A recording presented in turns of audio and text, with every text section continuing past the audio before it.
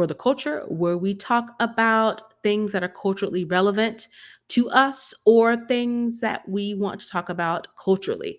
And I got this actually from one of your Twitter posts. And I was like, this is a very, I won't say interesting concept because it does involve the death of a child, but it does bring up some very valid and necessary points and questions that need answering. So, TikTok is being sued by the mother of a 10-year-old girl who apparently died taking part in one of the TikTok challenges. So, I bring this up to say, I'll let you go a little bit more into it because I know that you do have young children who are in this age range.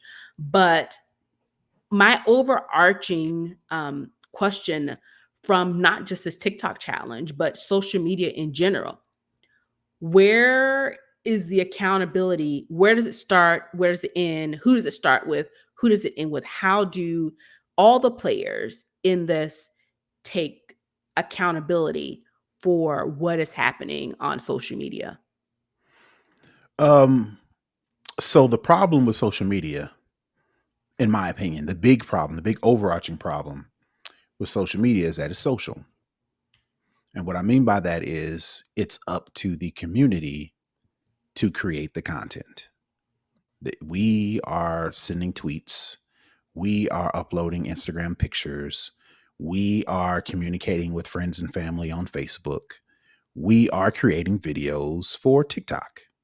So as a result, the content that is disseminated, that is used in these algorithms to either target or just to create a silo just based on whatever videos, posts, tweets, whatever the case may be, the algorithm sees what you're doing and curates your experience. But the initial content is created by the users, created by the community. In addition to that, the algorithm isn't some dude sitting behind a computer saying, oh, Terrance clicked on this, let me show him this. Or, oh, Nica liked that, she must be into this, so let me show her more of that. It is a computer, it's a automatic, it is a algorithm like they used that automatically does this with very, very small, if not any human oversight.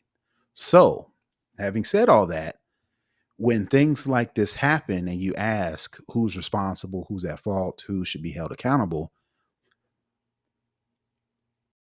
the fact that social media is social and it's up to users to create the content and the company or the platform just curates that content based on your preferences, it's almost like both of them are held, can be held accountable and can be held responsible. But the platform can always have that, in my opinion, that out that says, we don't own the content, we don't create the content, all we do is curate it based on your interests. Now, the point that this, in this particular case, the mother, I think she said that Anderson Tawana, uh, we're gonna call her Tawana. I'm sorry. Tawana. Yep. Anderson has accused TikTok and its parent company of negligence and having a quote unquote defective design, blaming the platform's algorithms for exposing a young child to a dangerous challenge. So, in my opinion, I'm not a lawyer, but what they're trying to do is say the algorithm that the platform uses to curate your experience is at fault, not the actual content. Basically, what she's trying to say is, okay, well, it wasn't the people that created this blackout challenge. It was the response, it's the platform's fault for showing it to her. Right. But Hmm. even still, like I said, I'm pretty sure TikTok's lawyers or whomever is responsible is going to then probably counter with a, well, it's user generated content. So if you don't want your children or you don't want to see this content, we've put in all these different things and whatever to give you more control over your content. And So, like you said at the top, what you as a user select on or choose to watch, that's what shows up in your feed. I know because Instagram has just basically become reels. If I am scrolling, I mean, not even click on it, if I'm scrolling and I linger on a dog video, all I'm seeing now are dog videos in my feed. So it's one of those things where it's like you said, it's crowdsourced entertainment. So That if you you that the see algorithm is curating based on based on your your and selections. right, right. Yeah, So, it's crazy and it's a shame to say, but the fact that this lady's daughter, she said she was 10 years old, 10. participated in this and unfortunately lost her life. It sucks, but that's what social media is, right? I, Yeah, and you know, one of the things that I was interested in, because I know we've talked about it before on Instagram where they have a age limit, and I'm not a huge TikTok user. Anything from TikTok that I see, mhm. it's from what's trickled over to Twitter. Instagram, right? Right. Mhm, And so I went and I looked it up. Apparently, you have to be 13 years of age to mhm, create an account. And if you're under 18, you have to have a parent's approval. So that part with the approval kind of, I guess, stuck with me, is meaning you are aware that challenges are on TikTok, on social media in general. mhm, As a parent of a 10-year-old who mhm, technically isn't supposed to have an account, mhm, but has one, mhm, you still have to get approval if you're under 18 to even have the account. mhm. So when I asked about the accountability, my thought was, yes, there is a responsibility for the social media platforms to ensure and put safety protocols in place to protect vulnerable people. And honestly, just anybody in general, because anyone is susceptible to any type of content on these sites. But at the same time, as an adult, you have a certain level You of, should. yeah, you should have a certain level of expectation of what you're getting into. But as a child who unfortunately isn't fully formed, isn't fully aware, there needs to be protections. And it appears, at least on the surface, that they have this age requirement and this approval requirement, that there is some culpability and responsibility on the parent as well. So, as a father of three children, two which are of age to be on social media or use YouTube, because the kids are all about the YouTube. As a parent, how do you go about the whole social media YouTube game when it comes to your children? So, um, me personally, um, I'm very hands-on. I don't know if that's from just being in the technology space to know the ins and outs of technology and just being on social media for so long, just knowing how things go. Whatever the reason is, I'm very hands-on with my kids. I personally have ages restrictions in place to where you have to be a certain age to get a phone and you got to be a certain this not forget whatever TikTok or social media or Apple or Google, Facebook, whatever they say, we have our own rules and As a restrictions household? in the household that you have to abide by. As you get older, as you show more responsibility, then that releases more freedoms to you. But there's no, as far as technology, social media comes, there's really no bending of the rules. For us, when you don't get a phone until you turn 12, flat out. So, my kids, and then let's just go with TikTok specifically. I built in some of the Apple security features to where any app you download, it automatically comes to me to approve, and I have Mhm. to approve of it. So my kids just don't download an app and roll the dice. They actually come to me and say, "Hey, Dad, I want to download this," because they know if they just try to download it, I'm gonna It's delete it. still coming to you. I'm Yeah. gonna deny the approval. So you better off coming to me ahead of time. Oh, so they get the automatic denial if they don't talk to you If first. they don't talk to me first, what is this? I'm either sending you a message, what is this you trying to download? Or you're better off coming to me first because that's going to give you more probability of you getting the app, right? So Mhm. based on what it is, yada yada yada, right?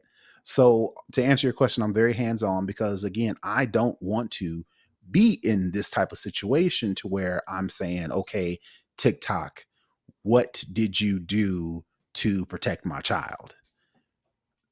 I'm going to do what I have to do to protect my child. And then if I can say I did my best, then I'm going to say, okay, well, TikTok had a certain responsibility, certain protocols were missed. If I was them, which I'm assuming they are, their argument could be, well, how is something as dangerous as the blackout challenge able to live on TikTok's main feed known as the For You page? Like when you open up TikTok, because again, I got kids, they Mhm. on TikTok, so I need to be on TikTok, right? Right. So me going on TikTok and the For You page is, you don't even have to um like or comment or follow a bunch of um profiles to get a curated feed. TikTok will just show you stuff. Mhm. And then based on how long you watch it, based on if you like or comment or follow the person, then Any they interaction. start to curate, right? Gotcha.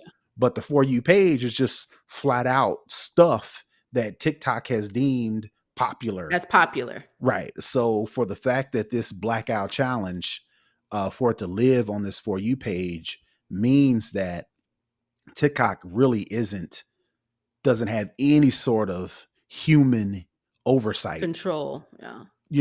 because if they did, I'm only going to assume that any person moderating or whatever you want to call it would look at what's this blackout challenge and click on it and be like, no, we're not putting that on we're not putting that on TikTok. That ain't going on the For You page. But the fact that according to this, if that's the case, then there's some oversight that either TikTok doesn't have or needs to be put in place. So I'm assuming that's one of the cases they're going to. Again, personally, I don't even want it to get that far. Right. I've put specific me and my wife have put specific family rules in place to where you have to abide by the rules to even get access to some of this stuff. My kids at 10 years old, they wasn't on social media at all because they didn't have the tools to do it. And Mhm. then once they got their iPads and we locked them down with all of these extra social features, and then as they progress, you get access to more stuff. Now again, I'm not saying my kids are special. I'm not saying I'm special.